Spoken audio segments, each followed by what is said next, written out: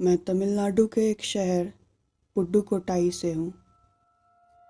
पुडुकोट्टाई तिरुचिरापल्ली से लगभग 90 किलोमीटर दूर है।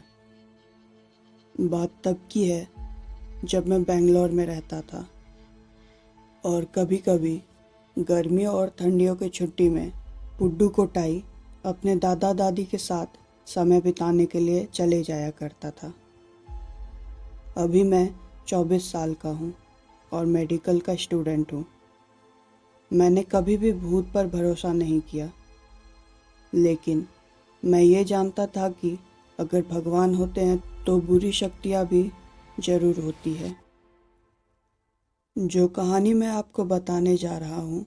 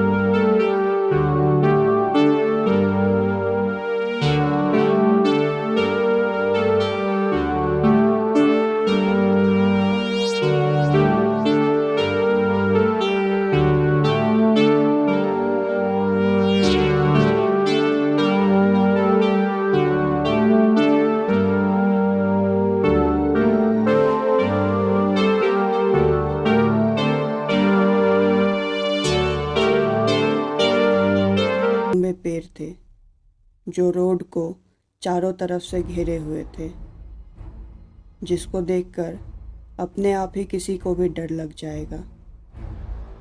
हमारी टैक्सी का स्पीड लगभग 60 किलोमीटर प्रति घंटा के रफ्तार से था और उस वक्त लगभग 4 बज चुके थे।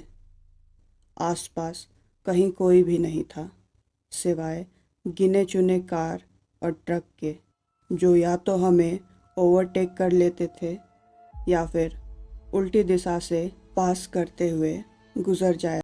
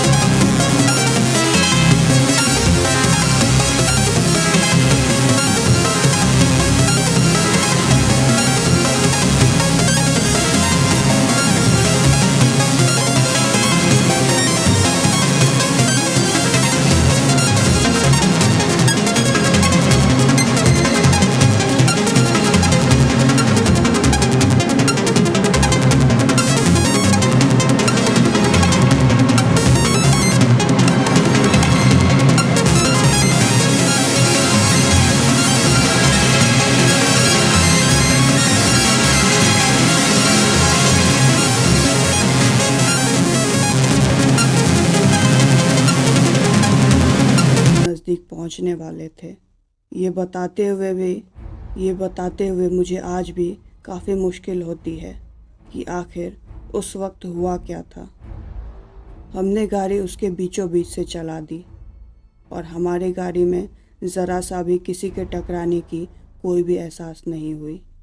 मैंने सोचा वह औरत अब तक तो काफ़ी जख्मी हो चुकी होगी और डरते हुए मैंने आईने में पीछे की तरफ देखा, लेकिन जो मैंने देखा उस नज़ारे ने मुझे काफ़ी हैरान कर दिया। वह औरत अब भी वैसी की वैसी वहीं बैठी हुई थी और अब उसका चेहरा मैं देख पा रहा था। यह सब देखकर मैं काफ़ी हैरान परेशान था कि आखिर ये सब हो क्या रहा था। ये सब होने के बावजूद भी मैं ड्राइवर पर लगातार चिल्लाए जा रहा था कि उसने गाड़ी क्यों नहीं रोका। अगर हमसे ज़रा सी भी चूक हुई होती तो वो औरत अपनी जान गंवा बैठी होती। मेरे बार बार इतना चिल्लाने और बोलने के बाद भी ड्राइवर मेरी बातों पर ज़रा सा भी ध्यान नहीं दे रहा था और लगातार गाड़ी को काफ़ी स्पीड से चलाए जा रहा था।